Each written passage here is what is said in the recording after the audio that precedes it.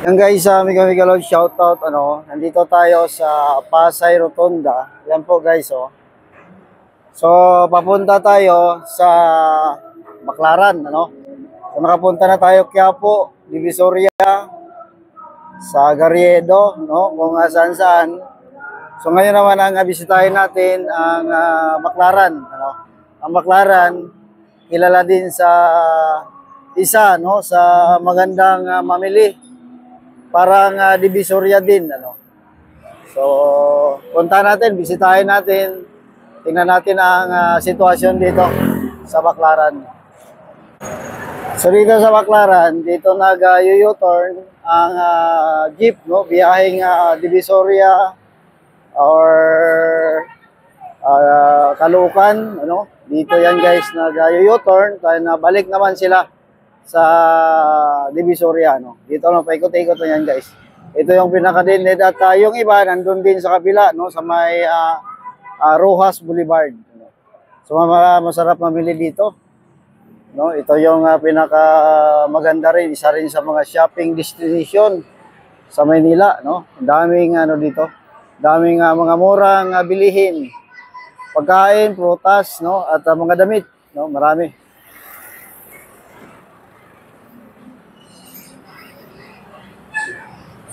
So, hindi lang tayo makapasok dyan sa mga shopping mall kasi medyo, dyan, private na yan, Although, for public naman yan, pero baka sitayin tayo. Dito lang tayo, sa labas, sa daanan lang.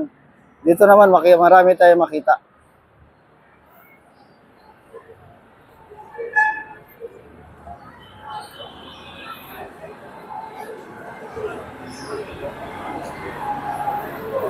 Kaya, Baclaran, grabe. Dati, kung noong dito pa ako, mga jeep, nandito pa ako dati naka-board guys, malapit sa may Pasay Rotonda, palagi ako, halos araw-araw, nandito ako dati.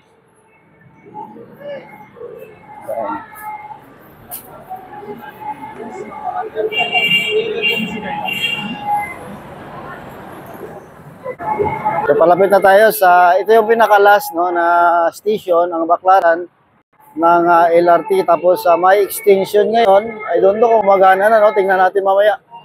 Yung LRT Cavite extension. Yan, Temper glass na kaya, kuya. Temper glass, 50 na lang. Hindi na kaya. Ayun, 50 na lang. Para nga magpapalagay yata ako mamaya. Kasi sira ng ating tempered glass. Dito tayo dadaan sa gitna para kitang-kita. Kitang-kita ang sitwasyon, Yan. Yan, So, dito guys, lahat ng mura, na bilihin nandito rin. Segunda mano sa Divisoria. Divisoria talaga, iba naman yan. Kasi talagang napaka-bultuhan na, kumbaga. Dito guys, may bultuhan din. Pero hindi ganun kalaki sa Divisoria. Yung iba nga na manininda, sa Divisoria pa nangumpra or kumukuha ng kanilang paninda. Tapos itinda nila dito. Yan. Dito tayo doon sa maraming tindahan dito. Mga cellphone, chinilas, mga gadget, yan. Tempered glass, kumbaga. Yan, nandito, marami. Ayan, Kapag na panahon ngayon kasi hindi maulan, Maganda tong pwesto nila dito kasi may bubong, ng ilalim ng LRT kasi ito. Yung pinaka-last station ng LRT1. Yan. Daming dito, daming mga bilihin.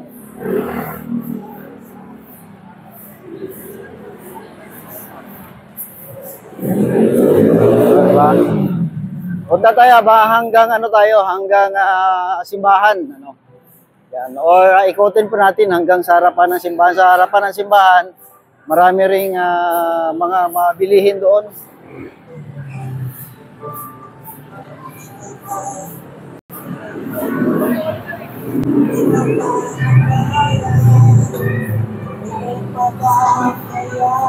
marami ring ano dito, marami ring mga street foods, ano, may mga alam mo kayo, may mga street foods din dito, parang sa Garrido din. No, sa Garrido ganun din dami. Dito pakita natin, maraming street foods yan, no, mga titinda din, mga prutas, no, damit, no. Yan, ito yung pinaka U-turn, no, ng biyahe galing sa Divisoria and Caloocan. Ito yung pinaka U-turn niya. So dito naman tayo sa gilid. Yan. Noong nakaraan dito ako namili ng ano ba 'yon, costume, costume namin sa may kami sa Vendors, no? Vendors Party List. So namili kami ng uniform pang estudyante. So dito mura guys, dami. Tapos yung marami, no, barong, no, dito rin kami namili doon guys, no, barong. Ano nga event ba 'yon na kailangan namin ng barong? No, marami kami, mga tropa naming vloggers din. Yan, no, ang dami, oh. O, 50 na, tempered, oh, mura na. No? Dati ay yan ay nasa 300, 400, ngayon ang mura na. So, parang magpapapalit ako ng tempered glass mamaya.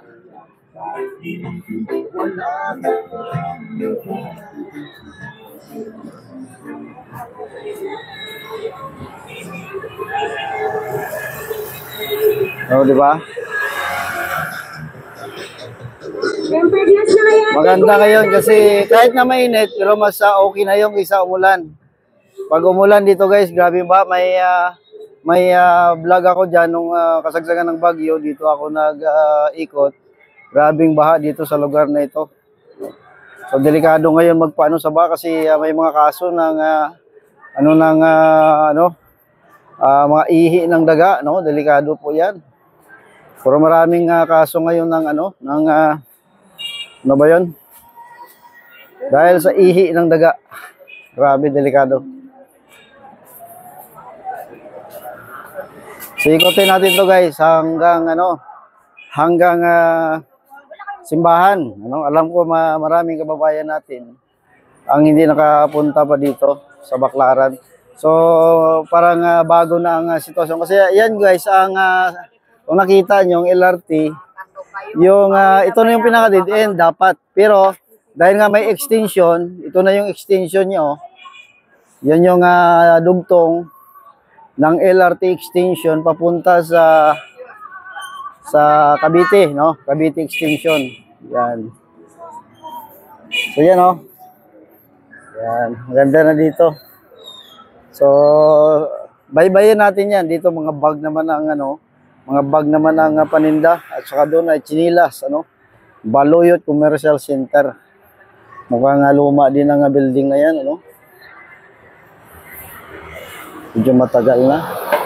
So yan ang LRT extension guys, oh. Yun. Di ba? So ikot tayo dito sa ilalim ng simbahan, no? Malapad na, maluwag na dito, oh. Maganda na, pwede nang parkingan, no? So maluwag na. So may police station diyan for safety yan, ng mga tao dito. Overruns t-shirt 100. Overruns t-shirt 100. Overruns t-shirt 100. So dito tayo. Yan ang nung tinayo yan, ang LRT Cavite extension, nandito tayo noon, guys. May mga vlog tayo diyan na nag-install sila niyan. So ngayon nandito, kita natin ang luwag na guys, oh. So, nakakaikot na yung mga jeep dito. Yun. Yan ang luwag, oh. Pero minsan pag may Baclaran Day kasi na tinatawag dito, daming daming vendors, no? Halos hindi makagalaw. At nalala ko nung panahon ng kapanyahan, kasama namin ang Vendors Party List, si Diwata, no? Na umikot kami dito, halos hindi kami makausad sa dami ng tao. O dito. So, grabe rin to, no? Grabe rin ang lugar na ito. Marami ring vendors. Mga kapatid nating mga vendors. Marami rin dito.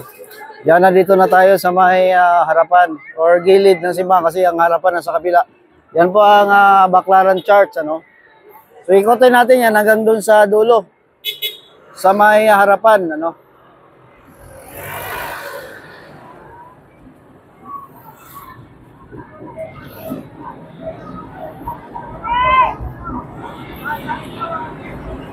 Mga e-trike nandito, no? Maghanap buhay.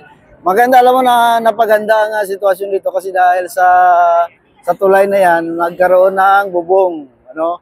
So may lilim na dito sa gitna, oh. So hindi tulad dati na sobrang init dito. So ang tulay nakabigay ng tulong ano sa mga vendors. At tingnan mo dito ang mga daanan, medyo malilim na, di ba? Yan.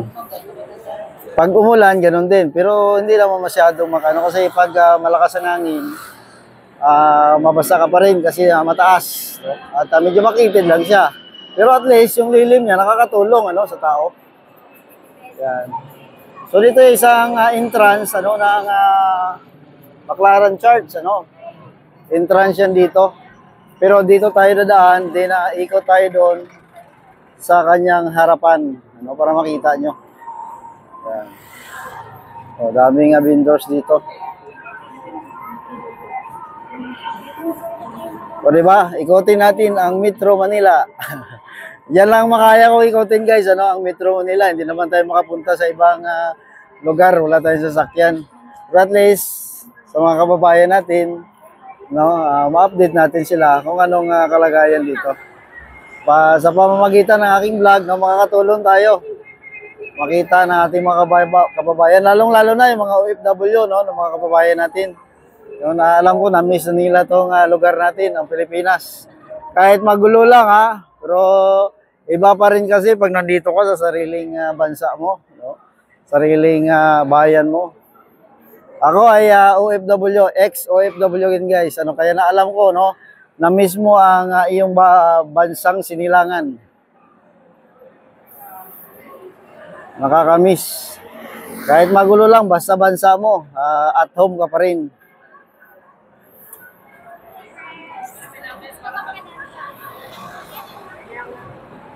Tuloy tayo guys, doon tayo, ikot tayo doon sa ano. Yung dinadaanan natin na to, dati ay sobrang init.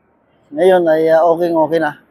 Nakakatulong. Dito yan, liliko yan ang LRT, Cavite Extension, no? Dito siya dadaan sa may tawag dito, Coastal Road. O, di ba? May masilungan na ngayon ang ating mga kapatid dito. So, dito sa kabila, no? Puro mga chinilas and tempered glass, ano? Yan ang uso ngayon, no? Ang tempered glass kasi maya-maya sira na naman yung tempered glass, palit ka na naman. So, dito na tayo guys sa may papunta ng harapan ano ng Baclaran Church. 'Yon ang Cavite Extension guys. So, gumagana na pala no, kita ko. Or testing pa lang yata 'yan. O, tinitesting lang nila. O. Pero may nakita ko may mga pasahero na eh. O baka inspector lang nila 'yan, ano. Doon yan dadaan yan guys, ano, sa may Asiana 1. Then papunta na sa Coastal and so on and so forth, Cavite. So dito tayo sa harapan ng Baclaran. Pag gabi guys, ano, itong lugar na to, sobrang daming ano to dito. Sobrang daming mga vendors, no, na nagtitinda. Pero ngayon wala kasi baka kiniklearing sila. Pero pag gabi, nagsusulputan yan dito, halos wala kang madaanan dito. Oh, tingnan nyo guys, oh. So, ang linis na ano. Yan ang LRT Cavite Extension, oh. Yan. So yan ang update dito guys sa Baclaran. Salamat po, mag-ingat po tayo. Yan ang Baclaran Church, no, ditong entrance. Yan. Salamat guys, mag-ingat po tayo.